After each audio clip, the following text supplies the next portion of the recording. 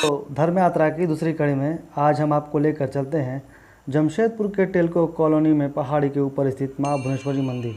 वह मंदिर जहाँ भक्तों की हर मनोकामना होती है पूरी, जहाँ शिव की पूजा करते थे पांडव, जहाँ शिवलिंग की सुरक्षा में खुद विराजमान रहते थे नागराज। इस चमत्कारी और रहस्यमय मंदिर के दर्शन के लिए आप वीडियो के आखिरी तक बने रहिएगा। मंदिर पहुंचने के पूर्व मैं आपको टेलको कंपनी व कॉलोनी के बारे में थोड़ी जानकारी देते चलता हूं। टेलको, जिसे अब टाटा मोटर्स के नाम से जाना जाता है, घने जंगल और पहाड़ी वाले इस क्षेत्र में आज से 75 साल पहले देश के सबसे बड़े ऑटोमोबाइल कंपनी की स्थापना की गई। कंपनी ने अपने मजदूरों के लिए क्वार्टर व हर सुख सुविधा उपलब्ध कराई। कंपनी के करीब 8000 क्वार्टर में 40,000 से भी ज़्यादा की आबादी रहती है। इस कॉलोनी में हर वह सुख सुविधा ज़रूरत की चीज़ है जो एक शहर में होती है, इसलिए इसे मिनी सिटी भी कहते हैं। स्टेडियम, बाजार, अस्पताल, सांस्कृतिक कला केंद्र, हर कुछ यहाँ पर मौजूद है। भुवनेश्वरी मंदिर टाटा नगर रेलवे स्टेशन व सांची से 10 किलोमीटर की दूरी पर स्थित है। अब हम पहुँच चुके हैं भुवनेश्वरी मंदिर। श्री आदिशक्ति माता भुवनेश्वरी पीठ मंदिर की स्थापना स्वामी रंगराजन महाराज ने किया था। रंगराजन, जो खुद टेलको कंपनी के कर्मचारी थे, वे ऑटो डिवीज़न में कार्यरत थे। ब्राह्मण परिवार में जन्मे स्वामी श्री रंगराजन दक्षिण भारत के श्रीरंगम नाम के शहर से जमशेदपुर में 1954 को आए थे। बताया जाता है कि माँ भगवती व नारायण के उपासक स्वामी श्री रंगराजन को माता भुवनेश्वरी ने स्वप्न में दर्शन दिया था और उन्हें निर्देश दिया कि वे टेलको कॉलोनी के सबसे ऊंची पहाड़ी पर उनका मंदिर बनाएं। स्वामी जी यह स्वप्न देखने के बाद काफ़ी सोच में पड़ गए। स्वप्न की चर्चा उन्होंने अपने गुरुजनों व साधु संतों से की। उनके गुरुजनों ने कहा कि तुम्हारे हाथों बहुत बड़ा धर्म का कार्य होने वाला है, इसलिए आगे बढ़ो। यह बात 1976 की है, जब इस मंदिर की आधिकारिक तौर पर आधारशिला रखी गई। दक्षिण भारत शैली में बनी इस मंदिर में वहीं की बनाई गई माता भगवती की प्रतिमा स्थापित की गई है। वर्ष 1983 में मंदिर को भव्य रूप देने का कार्य आरंभ हुआ। 1990 में यह मंदिर पूरी तरह से बनकर तैयार हो गया और भक्तों का एक बड़ा आस्था का केंद्र बना। मंदिर निर्माण में टेलको कंपनी के तत्कालीन डायरेक्टर सह जनरल मैनेजर सरोज जे गांधी ने भरपूर साथ दिया था। आज यहाँ शहर ही नहीं, देश विदेश से लोग माता के दर्शन और अपनी मन की मुराद लेकर आते हैं।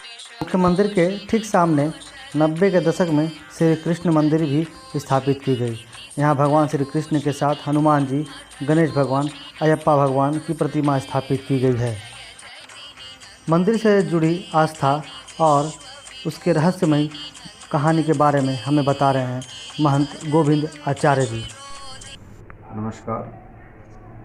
भुवनेश्वरी मंदिर की स्थापना जो है पूज्य गुरुदेव स्वामी रंगराजन जी महाराज ने किया था। तो उनको एक स्वप्न आया माँ से कि उनके हाथ से एक मंदिर की स्थापना होना है। स्वप्न की पुष्टि करने के लिए वे अपने गुरुजन साधु संतों से उन्होंने मिला।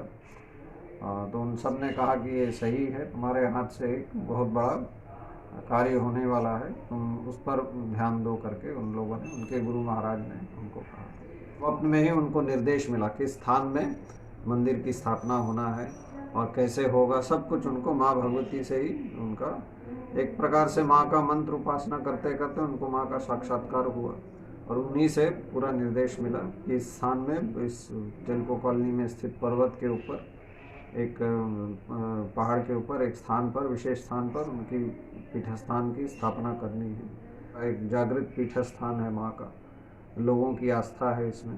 तो क्योंकि एक वास्तु दृष्टि से भी पहाड़ के ऊपर मंदिर का होना एक विशेष मान्यता रखती है। तो इस पूरे शहर को एक प्रकार से माँ आशीर्वाद दे रही है अपनी दया और कृपा और महिमा से। मंदिर के ठीक बगल में स्थित है एक प्राचीन शिवलिंग। कहा जाता है यह शिवलिंग स्वयं प्रकट हुए थे, इसलिए इसे स्वयंभू शिवलिंग भी कहते हैं। इस शिवलिंग की खोज भी स्वामी रंगराजन महाराज ने ही की थी।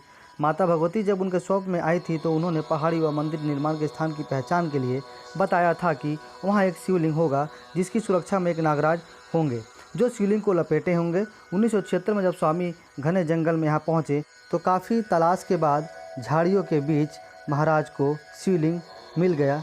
जिसके गोलार्ध एक विशाल सर्प बैठा हुआ था।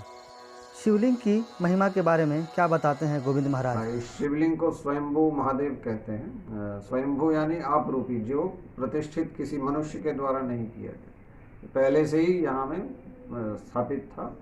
और ये पूज्य गुरुदेव को स्वप्न में आया इस शिवलिंग के बारे में कि यहाँ में जिस पहाड़ में मेरी स्थापना होगी, माँ भगवती ने उनको निर्देश दिया, वहाँ एक ठो आपरूपी लिंग होगा। उस लिंग में उस समय जब वो दर्शन करने जाएंगे तो एक सर्प उसमें उसको लपेट करके बैठा रहे, वही पहचान होगी उस लिंग की। तो महाभारत काल से इस लिंग की महिमा है। बीच में वो पांडव लोग अज्ञातवास में जब थे तो कुछ समय यहाँ उन्होंने आकर इनकी पूजा भी की थी। तो कैसा लगा आपको हमारा यह वीडियो? लाइक करके और कमेंट करके ज़रूर बताएं। और आप भी इस मंदिर के दर्शन के लिए पहुँचे। जय माता दी।